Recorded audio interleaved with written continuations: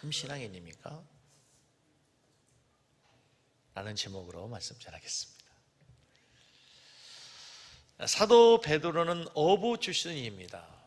학문으로는 변변치 않는 사람임에도 불구하고 성령의 영감을 받아서 이 세상의 그 어떤 논리, 이 세상의 그 어떤 변론과도 따라갈 수 없을 정도로 강력한 논증을 가지고 성경의 권위를 강조했습니다. 지난주 우리는 신앙이 균형 있는 신앙이 되기 위해서 체험 신앙이 있어야 된다고 그랬습니다.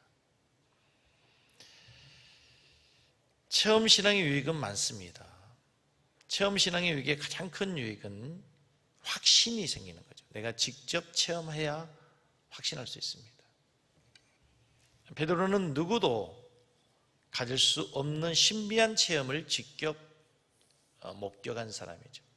마태복음 16장에서 베드로는 예수님이 변형되고 구약시대의 모세와 엘리야가 나타나서 예수님과 대화하는 것을 직접 보았습니다. 들었습니다. 뿐만 아닙니다. 예수님이 십자가에서 죽음으로 끝난 줄 알았는데 부활하신 주님이 찾아오셨습니다.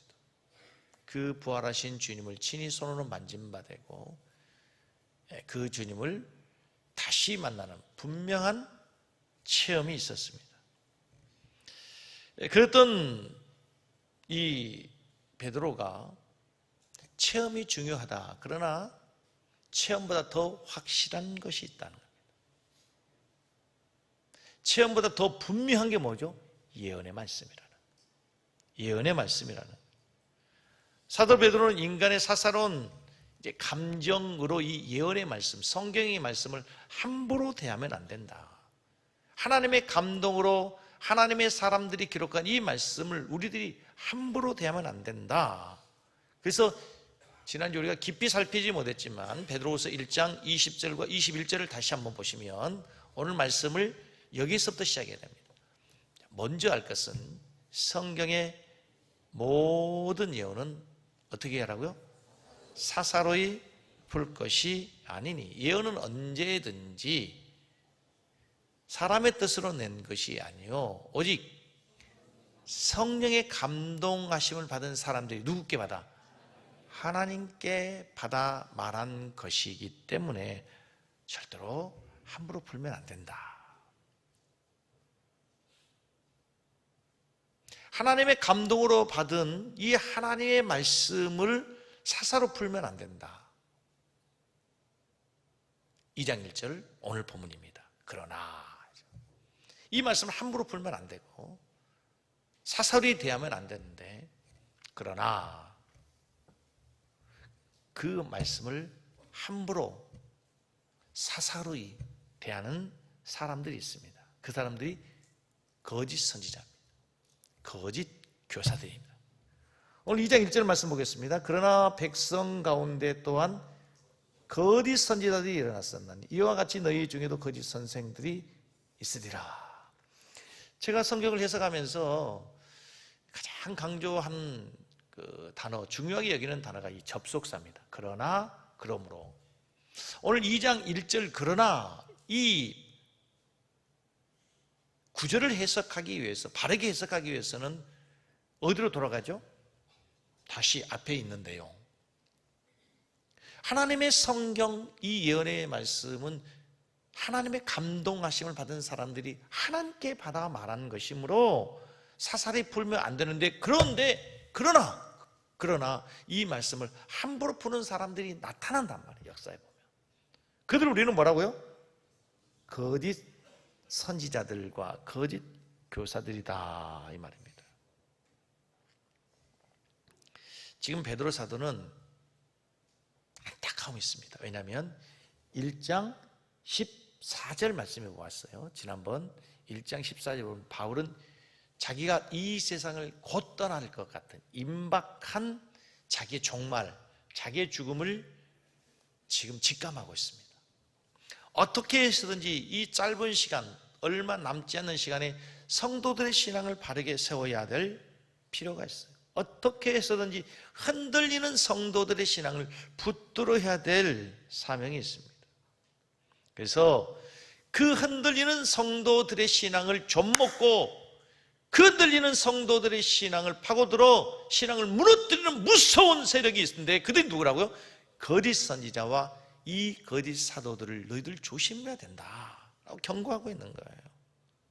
이 시간 베드로가 초대교회 성도들에게만 준 게 아니고 오늘 우리 교회 성도들에게 주시는 이 하나님의 말씀으로 거짓 선지자, 거짓 교사들을 여러분 조심하고 그들의 가르침에 넘어지지 않는 건강한 신앙으로 다시 세워진 우리 성도들의 삶이 될 수 있기를 간절히 주의 이름으로 축복합니다. 이 말씀이 왜 중요하냐 하면 전 세계에서 이단이 가장 많은 나라가 우리나라입니다.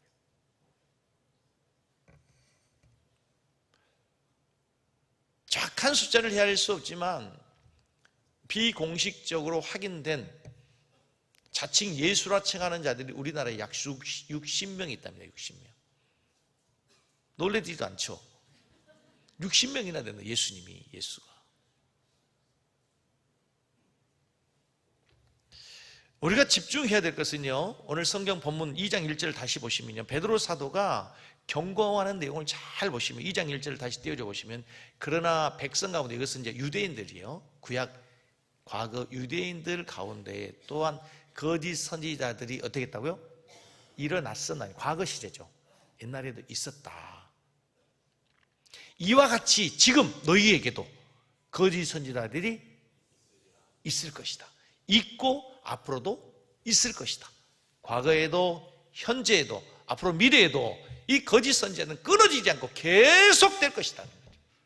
그 계속되는 거짓 선지자들이 지금 우리 시대까지 왔어요. 베드로 사도가 편지를 쓰고 난 이후 2000년까지도 여러분 그 예언대로 지금도 얼마나 팔을 치고 있습니까?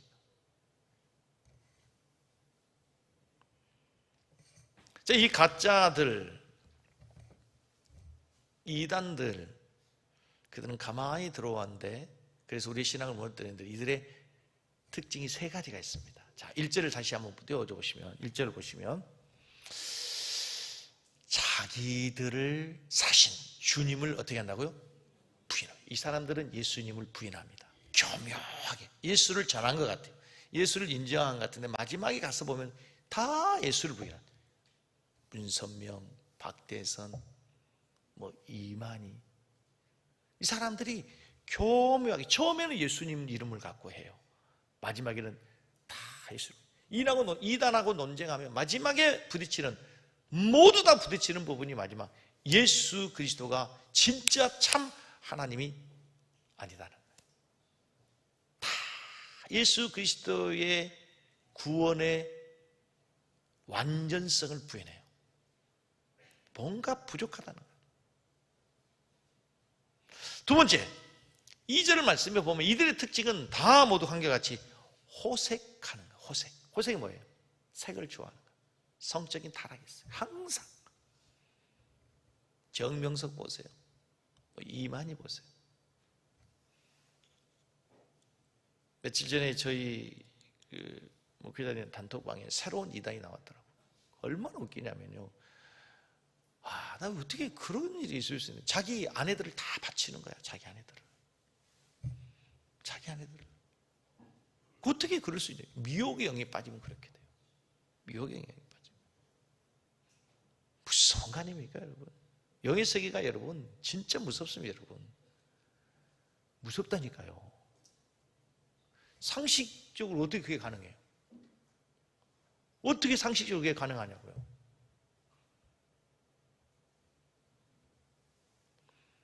3절 마지막 보면은 한결같이요, 그들이 탐심으로서 지어낸 말을 가지고 너희로 이득을 삼으니, 성도들을 탐심의 대상으로, 이익의 대상으로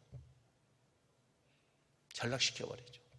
그래서 다 결국에 마지막에 보면 이단들은 이것과 연관이 됐죠. 물질과 다. 신천지를 보십시오. 요즘에 특별히 통일교가 특검하고 연관돼서 뉴스에 자주 나오죠. 뉴스에. 제가 한때 통일교를 좀 공부한 적이 있습니다. 통일교에 통일교는요, 그 교육 하는 거기를 처음 딱 들어가면 입구에 뭐가 있냐면 하나님 말씀, 태초의 말씀이 계시 이런 게 없습니다. 하나님이 세상을 이처럼 사랑하사 독생자를 주셨으니 이런 거 아니었습니다. 뭐냐면 홍익인간 함으로 쫙 그랬습니다. 통일교는 좀 보면은요, 성경 말씀을 가지고 있지만 거기에 동양 철학 그리고 서양 철학, 서양 철학에 특별히 해겔의 정반합의 원리를 쫙 넣어놨어요. 그래서 동양 사람도 서양 사람도 다 좋아하는 거예요.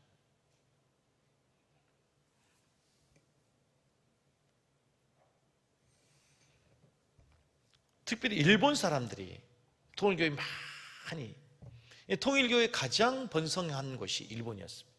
일본입니다. 일본에서 얼마 전에 우리로 지방법원 같은 그 법원에서 더 이상 통일교가 일본에서 포교 활동을 못하도록 금지 판결을 내렸어요. 지금 고등법원에 재판 중에 있습니다. 그 이유가 뭐냐면 통일교의 재산 형성의 대부분이 우리나라에 온 게 일본에서 온 겁니다. 모든 초창기에 그 재산 형성, 이 통일교를 보면은요, 여러분 네이버에서나 구글에서 한번 통일교 기업 한번 검색해 보면요, 기업들 여러분이 알지 못하는 기업들이 얼마나 많이 있는, 우리가 알고는 뭐 일화, 맥콜 요 정도 알고 있지 아닙니다. 용평 리조트도 있고요, 언론, 교육, 대학교까지 다 있잖아요. 초중고대 다 있고요. 사회복지, 스포츠, 문화예술사업, 뭐 제조업들 보면은요, 거기는 완전 기업입니다. 이런 모든 사업의 기반을 일본의 통일교에서 이제 자금이 들어오게 됐는데, 여러분 지난주 체험을 조심하라 그랬죠. 체험을 조심해야 되고 하나님 말씀으로 검증을 받아야 된다고 했는데, 이 통일교의 한참 번성할 때 그 일본에서의 그 어떤 스토리들을 보면은요, 일본 사람들이 도자기를 좋아합니다. 한국에 그래서 도공들을 많이 데리고 가서 일본의 도자기 산업을 발전한 것은 한국 도공들이, 백제 신라의 도공들이 많이 이제 잡혀가서 거기에서 일본의 도자기 발전, 한국 도자기를 좋아해요. 근데 일본에서 이제 도자기 전시회를 합니다. 한국 도자기를 가지고 왔어. 근데 도자기 전시회 이제 회사의 뭐 그룹들, 뭐 고위층들이 초대되어 나오는데, 그 도자기 밑에는 가격이 없습니다. 네. A그룹의 회장님이 다 이제 도자기 전시에 초대돼서 이렇게 가는데, 갑자기 어느 도자기에서 돌아가신 우리 아버지가 탁 나타난 거예요. 내가 평소에 아버지에게 효도하지 못하고, 아버지 고생만 하시다고 가셔가 내가 이렇게 사업을 일궈서 성공했는데 아버지의 따뜻한 밥 한 그릇 못 해드렸는데, 거기서 아버지가 탁 나타나고 눈물을 쭉 흘리고 있어요. 도자기 살까요, 안 살까요? 안 사지, 여러분들은. 아유, 다른 기업 청소에 이렇게 탁 가는데 어떤 한 도자기에서 어머니가 나타나는 거지. 어머니, 그 고생하고 어머니 이름만 불러도 그리운 그 어머니가 거기서 확 같이 웃고 있는 거야. 도자기 사겠어, 안 사겠어요? 그렇게 해서 엄청난 통일교가 번성하게 돼요. 이제. 그럼 그 사람은 도자기를 샀다는 게 중요한 게 아니라 이제 통일교에 완전 찐신자가 되는 거예요. 찐신자가.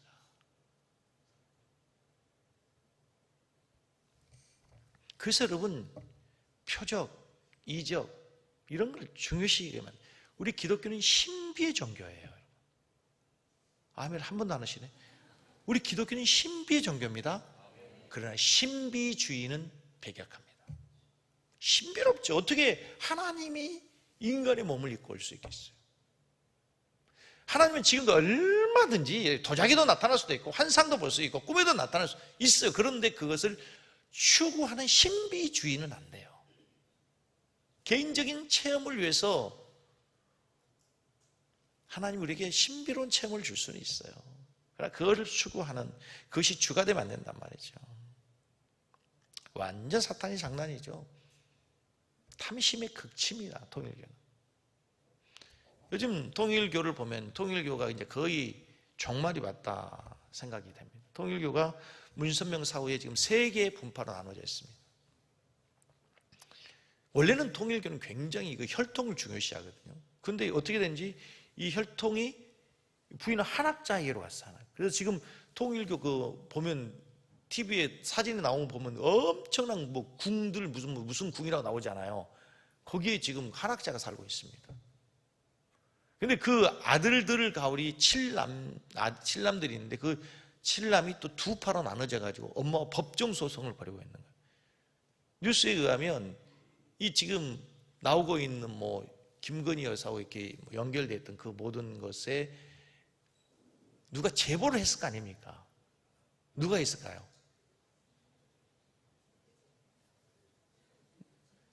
한학자를 공격하려는 아들들 편에서 했겠죠. 예. 자, 중요한 거는 여러분, 중요한 게 여기 있어. 왜 기독교는 유독 이렇게 이단, 가짜가 많을까요? 유교에 이단이 많지 않죠. 들어보셨어요? 불교는 이단이 별로 없잖아. 이슬람에도 이단이 거의 없어요. 이슬람에 딱 2개 종파밖에 없어요. 정통성을 가진 서로 정통성 중에 2개 종파 외에는 이슬람은 없어요. 기독교는 너무 많아요. 이유가 뭘까요? 여러분, 세상에 왜 가짜가 많아요? 어떤 것에 가짜가 많아요? 진짜가 좋은, 진짜 가치 있는 것에 가짜가 짝퉁이 나오는 거죠. 다이아몬드가 있으니까 가짜 다이아몬드 나오죠. 100달러짜리 지폐에 가치가 있으니까 100달러짜리 위조 지폐가 생기는 거죠. 1달러짜리 위조 지폐는 만들지 않아요. 여러분, 세계에서 짝퉁을 가장 잘 만든 나라가 어디 나라입니까? 아이고, 잘못 알고 계셨습니다. 우리나라입니다. 거기서는 많이 만들지 진짜 잘 만든 나라는 우리나라인데, 우리나라는 진짜보다 더 진짜처럼 만들어요. 거기 나라는 많이 만들지 진짜 잘 만든 나라는 우리나라 최고 만들어요. 진짜보다도 더 진짜 만드는. 우리나라도 가끔 뉴스 나오잖아요. 네. 정말 구분이 안 갑니다. 왜 만든다고요? 가치가 있기 때문에. 한번 자 구분해 보십시오. 사진 하나 보십시오. 나이키. 여러분, 2개 중에 짝퉁이 있고 진짜가 있답니다. 어떤 게 짝퉁이에요? 확실해요? 무슨 근거를 가지고? 근데 둘 중에 하나는 짝퉁이래요. 이게 우리는 잘 몰라요. 자, 다시 하나 보여줘 보세요.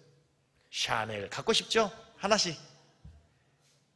이제 이거 짝퉁이라고 가르치니까 짝퉁이지. 내가 이거 갖다 놨지. 눈으로 보면 뭐 어떻게 알겠어요? 몰라요. 똑같아요. 똑같단 말입니다. 뭐 바느질 실밥 보고 한다고? 참만의 말씀. 그렇게 하고 몰라요. 공통점이 뭐냐면 세상에 가치 있는 것만 짝퉁이 있다는 거죠. 귀하지 않는 것, 가치 없는 것, 짝퉁을 만들 필요가 없어요. 제가 처음 노예 갔을 때, 처음 노예에서 이제 중국 거기 그 자금성으로 해가지고 이렇게 만리장성 노예 교육자에서 수양회를 갔었습니다. 저희 그 막내가 임신 중에 있어가지고 저희 아내네 사모는 못 가고 제가 갔으니까 2001년도였던 것 같아요. 2001년도. 우리나라가 중국하고 수교된 지가 1990 몇 년도죠. 몇 년 되지 않았을 때입니다. 이제 제가 결혼할 때 신학생 때 결혼을 했으니까 뭐 예물 반지라고 하는 게 별로 없었잖아요.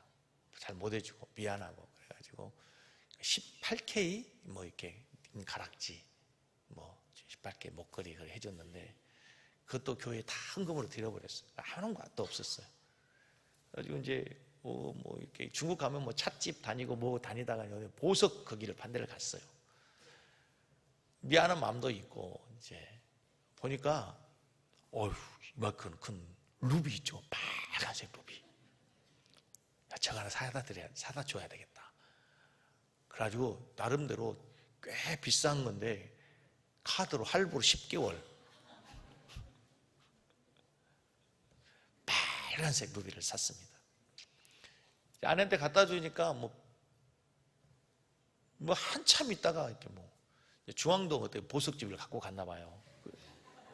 그랬더니 전화가 그때 와가지고 여보 이게 10,000원이래. 10,000원이라고. 10,000원이라고 해서 이 사람 무슨 소리야 그거 쓸데없는 소리를 갖고 와. 그래가지고 이제 제 고향 그 선배가 저기 종로 거기 삼가에 가면은 귀금속 그 도매 직접 세공하는 분이 있거든. 제가 선배님 이래 했는데 이걸 가짜라고 하는데 아유 동생 그거 버려 그거 가짜야. 다 가짜야.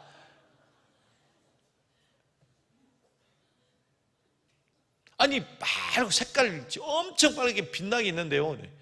가짜일수록 빛나.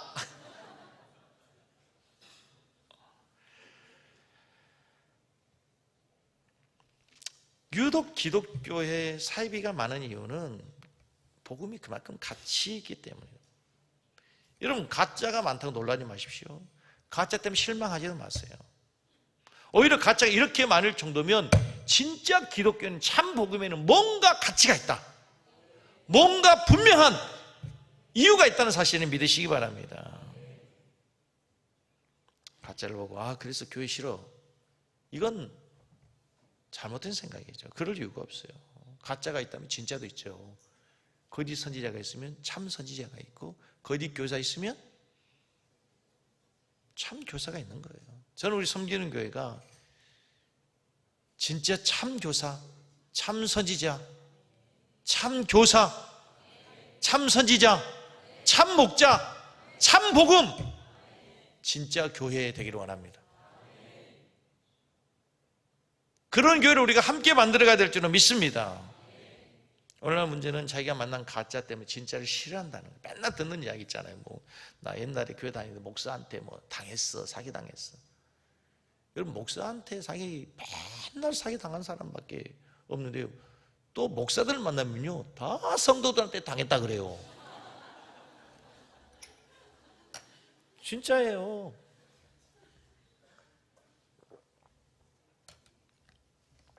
믿는 사람한테서 속아서 다시 교회 한다.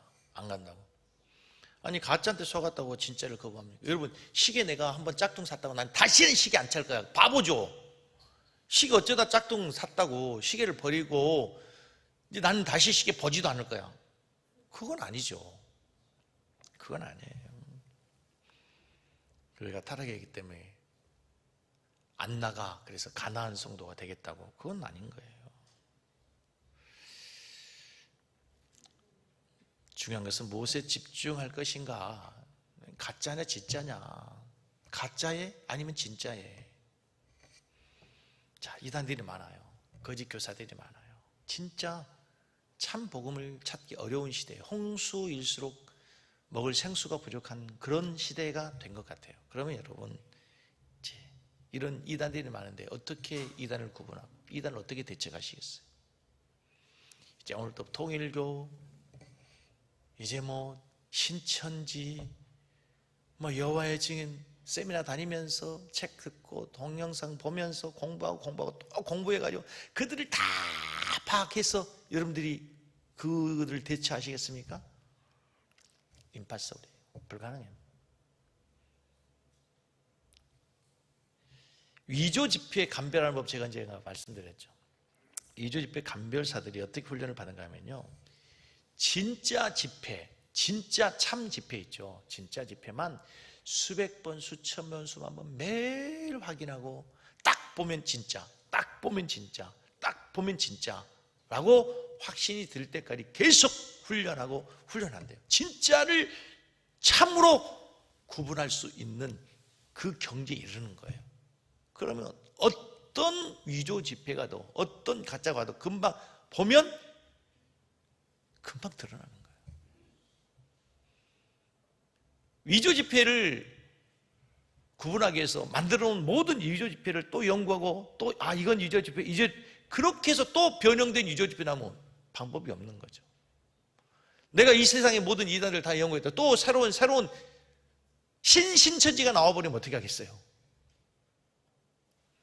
방법은 정확하게 내가 복음으로 무장되고 정확한 하나님의 복음으로 내가 무장되어 있으면 어떤 이단이 와도 어떤 거짓교사가 와도 무너지지 않고 흔들리지 않고 내 신앙을 지킬 수 있게 될 줄로 믿습니다. 노래를 잘하는 사람들은요, 한 소절만 딱 들려도 금방 알잖아요.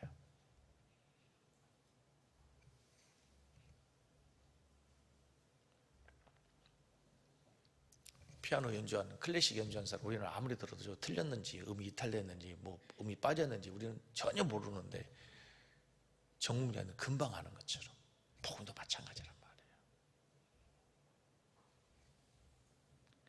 우리 교회 여러분 가장 큰 장점이고 제 목회의 핵심은 강해 설교입니다. 저희 교회는 많은 프로그램이 없습니다. 저는 프로그램 목회가 아닙니다. 뭐 여기 프로그램 갖고 와가지고 뭐 저기 가서 카메라 가지고 또 오늘 뭐 이 프로그램 하자고 다 했으니까 또 다음에는 또 1년, 2년 있다 또 뭐 어디가 프로그램 세미나 가가지고 또 뭐 이 세미나 프로그램, 저는 그런 목회 안 합니다. 교육 필요하죠. 가장 기본적이고 중심적인 교육 필요합니다. 근데 여러분 강해 설교를 지향하다 보면은 일단은 이 본문의 흐름 속에 있기 때문에 다른 얘기를 할 수가 없어요. 다른 얘기를. 두 번째는 강해 설교를 하다 보면은요, 모든 성경의 내용이 하나님 말씀이기 때문에 강해 설교의 전제는 창세기에서부터 계시록까지 모든 말씀이 다 하나님의 말씀이라는 전제로 가는 거예요. 그러다 보니까 이 모든 우리가 다뤄야 될 모든 주제들이, 모든 내용들이 강해 설교에 순차적으로 다 나오게 되어 있어요. 지금 우리가 이단들에서 얘기하잖아요. 다음 주에는 뭐가 나오냐면 여러분, 천사에 대해서 이야기합니다. 천사에 대해서. 강해설을 듣다 보면 전혀 생각하지 못한 그런 어떤 주제들까지도 다 우리가 검증되게 되고 교육하게 된단 말이에요. 지금 우리 교회가 주일날은 베드로 전서 후서를 강의하지만 수요일날은 요한복음을 강의하는데요, 참 좋은 내용이 너무 많습니다. 아니 제가 설교를 잘한다는 얘기가 아니고 요한복음 자체가 진짜 복음 중에 복음이고 요한복음 자체가 예수님이 누구인가를 너무나도 정확하게 보여주는, 이 요한복음만 정확하게 공부해도 이단에 흔들리지 않을 복음의 핵심을 우리가 깨닫게 될 줄로 믿습니다. 수요일날 못 나오신 분들은 유튜브에 얼마든지 있을 수 있잖아요. 찾아보시면 들으세요. 바쁘시면 배속을 빨리 해가지고 빨리 들으면 되잖아. 맨날 뭐 뉴스 듣고 그래봐야 맨날 뭐 특검 들어봐야 그거잖아요.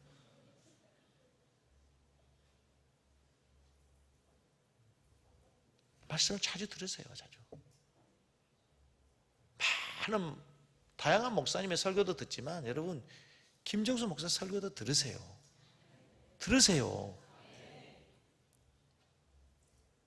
아무리 옆집 아줌마가 밥 잘하고 뭐 한다고 해도 맨날 옆집 아줌마 밥만 먹어갖고는 안 돼. 그래도 때로 간이 잘 안 맞고 때로는 태우기도 하고 설리기도 해도 집밥이 최고인 줄로 믿습니다. 와이프 밥이 최고예요. 엄마 밥이 최고라니까. 우리 성도님들 여러분들의 영적인 상태를 잘 파악하고 제가 기도하면서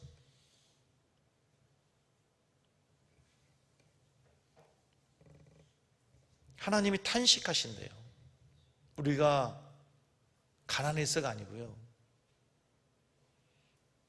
우리가 병들어서 하나님 탄식한 게 아니라 하나님의 탄식한 이유는 딱 한 가지, 내 백성이 지식이 없어서, 하나님에 대한 지식이 없어서. 호세아서 보면 저는 너무 가슴이 아픈 게 뭐냐면요, 하나님께서 이스라엘 백성들에게 곡식, 풍요로운 곡식을 주고 포도주를 주고 그들이 가나안 땅에 살 수 있는 모든 축복을 주셨어요. 근데 이들이 자꾸 바알에게 가가지고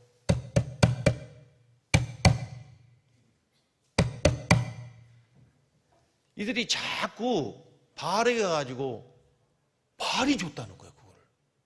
그 바알을 향해서 하나님이라고 하는 거예요. 자꾸 바알에게 가가지고, 하나님 얼마나 답답하겠어요.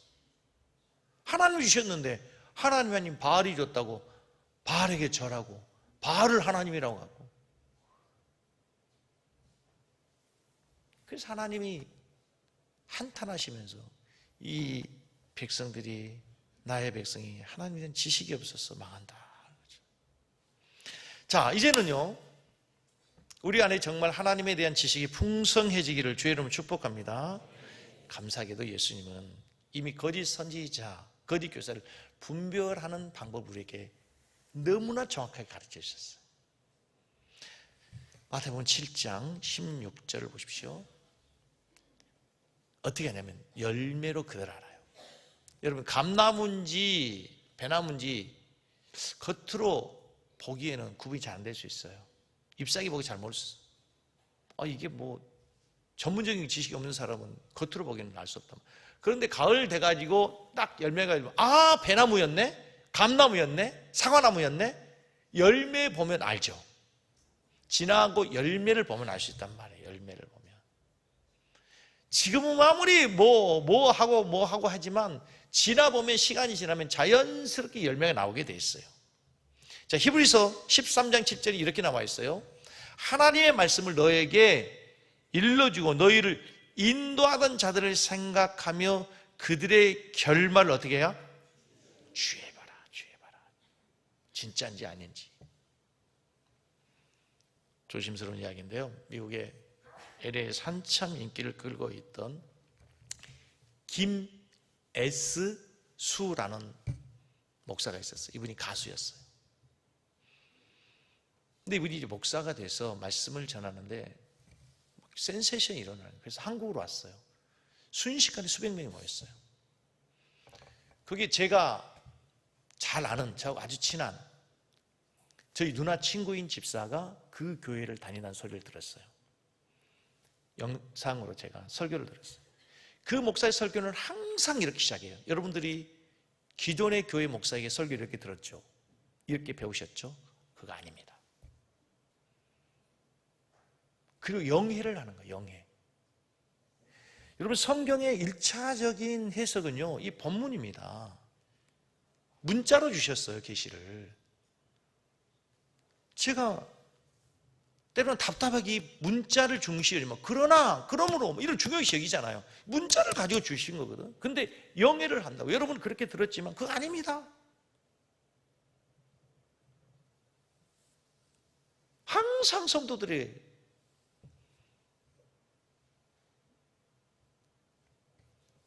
그런데요, 얼마 있다 그 목사가 자살을 했어요. 김성수 목사를 한번 검색해보면 나와요. 근데 놀라운 사실은요, 그 목사가 죽었습니다. 그런데 성도가 흩어지지 않아요. 그리고 성도가 어떻게 예배를 드는지 아세요? 그 목사가 과거에 했던 설교를 영상으로 보면서 예배를 드리는 거예요.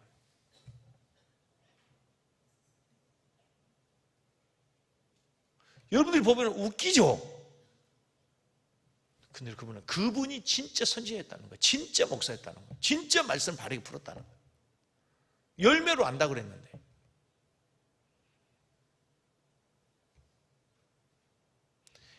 어려우면 하나님께 기도하고, 힘들고 우리의 도저히 풀 수 없는 문제에서 하나님 앞에 기도하라고 그랬는데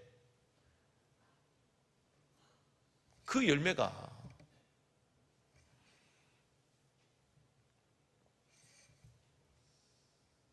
얼마나 여러분 미혹의 영이 빠지면 무서운지 몰라요.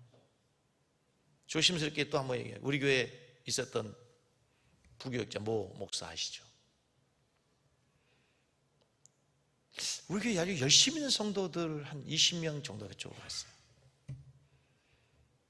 제가 그 목사에게 늘 했던 얘기가 있습니다. 부교육자, 설교 원고를 잘 준비해라. 원고 없이 설교하면 위험하다.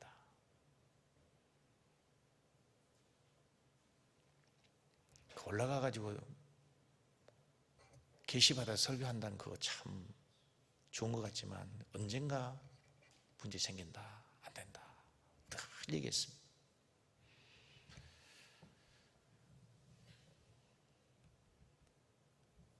그 목사의 설교의 대부분도 다 기존의 목사 설교를 깝니다. 아니다, 잘못됐다. 자기만 참 선지자라는. 과정은 다 얘기할 필요 없지만 법정 15년형 받았습니다. 놀라운 사실은 지금도 그 성도들이 지금도 모여 있어요. 영의 세계가 그렇게 무서운 거예요, 여러분. 무서워요, 여러분. 그냥 교회나 왔다 갔다 한다고 생각하지 마세요. 영의 세계가 이렇게 무서워요. 그게 미혹의 영이라고 해요. 미혹의 영.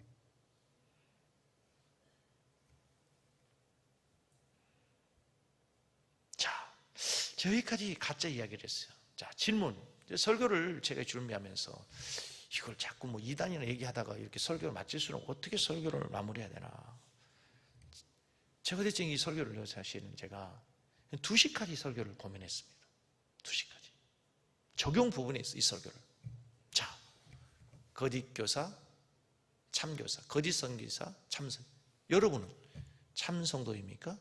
거짓 성도입니까? 우리 얘기를 해야지, 우리. 여러분은 진짜입니까? 가짜입니까? 사실 설교 제목을 진짜입니까? 가짜입니까? 하려고 그랬어요. 여러분은 진짜입니까? 여러분은 가짜입니까? 그렇게 고기를 뻣뻣이 들고 있다고 진짜가 되는 건 아니에요. 네? 미동도 하지 않고 그냥 꽉, 그렇다고 여러분 표정 관리한다고 뭐 그거 뭐. 근데 여러분 놀라운 사실을 성경에서는요, 진짜를 좋아할까요? 가짜를 좋아할까요?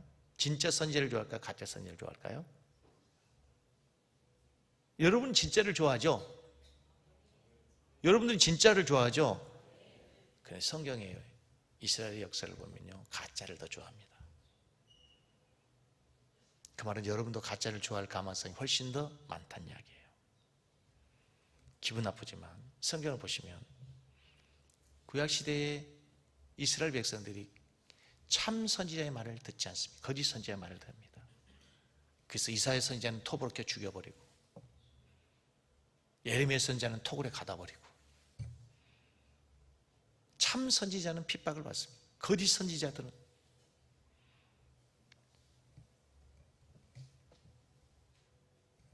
예수님 말씀하시죠. 예루살렘아 예루살렘아 하나님의 보낸 선지자들 죽이고 내게 파송된 자들 돌로 치고 암탉이 제 새끼를 날개 아래 모으듯이 여러 번 너희를 모으려 했으나 너희들이 원하지 아니하였도다. 암탉이 자기 새끼들을 모은 것처럼 하나님이 선지자를 통해서 그들을 모으고 불렀는데도 그들이 원하지 않았다는 거예요. 구약시대 이스라엘 백성들이 거짓 선지자를 더 좋아해요. 진짜를 싫어했단 말이에요. 원하지 않단 말이에요. 왜 그런 줄 아세요? 거짓 선지자들은 그들이 듣기 좋아하는 말을 해요. 하나님의 선지자는 들어야 될 말을 해요. 바른 말을 해요. 그리고 거짓 선지자는 원하는 게 없어요.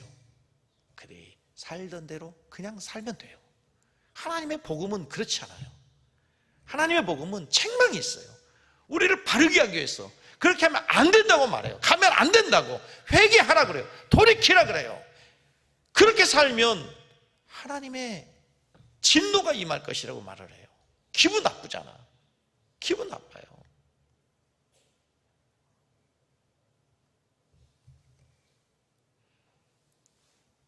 다시 말씀드리면 거짓 선지자들은 듣기 좋은 말을 해요. 기분 좋은 말 한단 말이에요. 그러나 하나님은 필요한 말, 그들을 살리는 말을 한단 말입니다. 나는 진짜 신앙인입니까? 우리는 다를까요? 신학교도 충분히 가짜를 더 좋아할 수 있습니다. 성경이 말씀합니다. 디모데후서 4장 3절을 경고의 말씀으로 들어야 됩니다.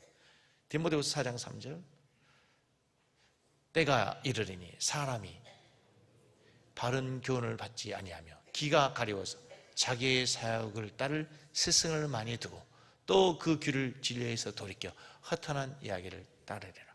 구약시대와 똑같은 일이 일어날 것이다 이거죠. 구약시대와 똑같이 우리도 나에게 듣기 좋은 이야기만 해요. 그리고 허탄한 이야기. 여러분 그 농담 좋아하고 재밌게 하는 그 설교, 저는 못해서 그렇게 얘기하는 게 아니고요. 그거 좋아하지 마세요. 웃기면 어떻게 할 건데요? 목사님 못 웃기니까 그렇게 얘기하는 거 아닙니까?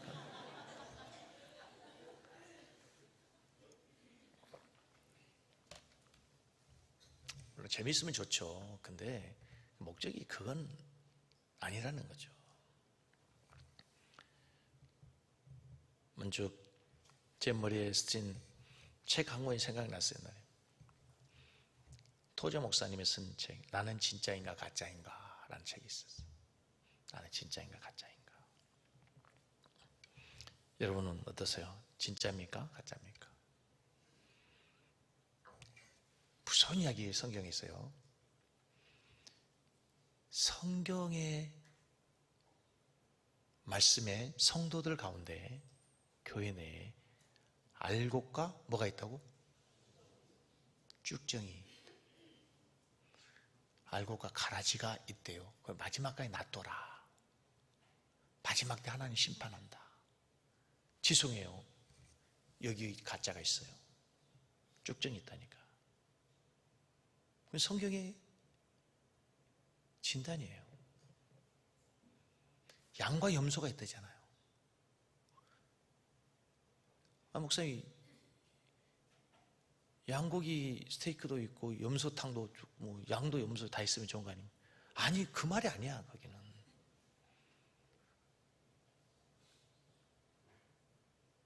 동물 농장이 아니에요. 거기는 지금 양은 하나님 나라에, 염소는 지옥에 간다는 얘기예요. 그런 얘기가 아니란 말입니다. 여러분, 진짜입니까? 마귀는 언제나 나를 감추고 남을 이야기하게, 목사가 어떻고 장로님이 어떻고 교회가 타락해. 아니, 하나님은 그게 말씀하잖아. 너는 어떤데? 너는 어떠냐고 말이죠. 그거 얘기하지 마세요, 여러분. 고린도후서 13장 5절 말씀에 같이 두 번이 있습니다. 너희는 믿음 안에 있는가? 너희 자신을 시험하여 너희 자신을 확증하고. 너희는 믿음 안에 있는가? 너희 자신을 시험하고 너희 자신을 확증하라. 거기 여러분 이름을 넣으면 딱 맞아. 종수, 너는 믿음 안에 있는가?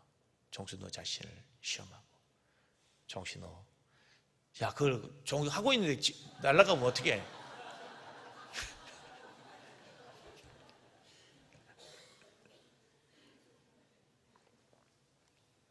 일주만 늦게 하지. 종수, 너 자신을 확증해라.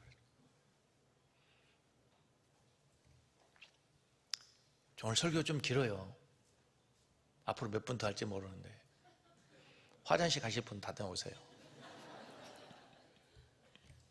걱정하지 마세요. 내가 주님이라고 부르지만 진짜 그분 우리 주님이냐고. 내가 그분을 왕이라고 하지만 진짜 내가 그분을 왕으로 모시고 있냐고. 옆집 아저씨 아니에요?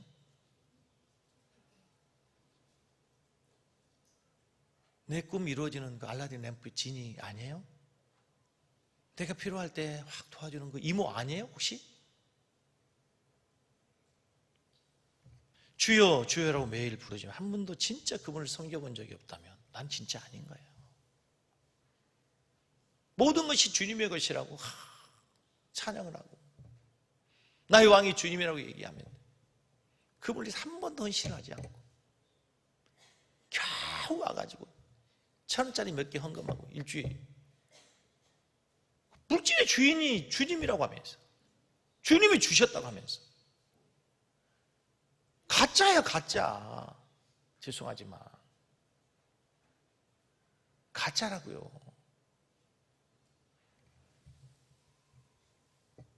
진짜 내 안에 주님이 왕이라고 한다면 예배 드리는 태도가 어때? 진짜 그 예수님 나를 위해 십자가에 죽으셨다는 걸 내가 믿는다면 내 삶의 태도도 달라져야 될 거예요. 일주일 동안 여러분 가장 많이 쓴 단어가 뭐였어요? 일주일 동안 여러분 가장 많이 보는 시간이 뭐였어요? TV, SNS, 유튜브, 핸드폰, 전미는 게임, 돈. 교회를 다녀서 오래 다녔기 때문에 모든 게 익숙하긴 한데 교인처럼 행동을 하는데 폼만 좋아진 폼만. 8주간 단기 어학연수 간 한 학생이 비행기를 탔습니다. 영어를 하나도 못하죠. 스튜디오스가 찾아와서 물었습니다. 콕 or 스프라이트? 예? 자신이 없었어요. 아, 영어를 못하는구나 하고 스튜디오스가 알아서 갖다 줬어요. 8주 단기 선교를 마치고 오는데 마침 그 스튜디오에서 또 그 학생을 만났어요. 또 묻습니다. 콕 or 스프라이트? 야. 그것은 야가 아니죠. 콕 아니면 스프라이트를 얘기해야 되는데 폼만 좋아졌다는 얘기예요. 폼만. 처음에는 에? 하더니 야! 폼만 좋아진 성도들이 너무 많아. 폼만 좋아져. 내가 볼 때 여기서 폼만 좋은 성도 많다니까요. 신앙생활 10년, 20년은 익숙해요. 기도하는 것도 찬양하는 것도. 때는 손 들으면 손 들고 두 손 들으면 두 손 들고. 폼만 좋아. 폼만.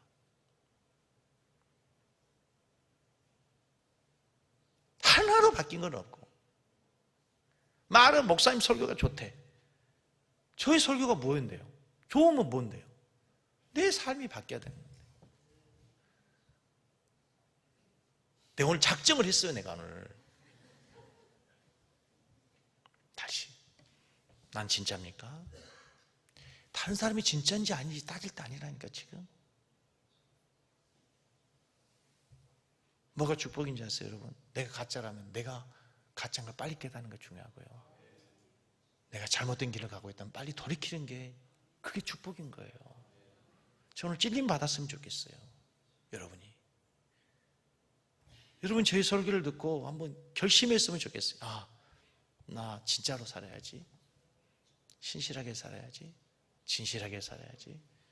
창티 나와서 찬양하겠습니다. 말씀을 생각하면서 결심했으면 좋겠어요. 하나님, 나 폼 잡는 신앙 되지 말게 해주십시오. 진짜 신앙 되게 해주십시오. 폼만 잡는 신앙 되지 말게 해주십시오. 참 성도 되게 해주십시오.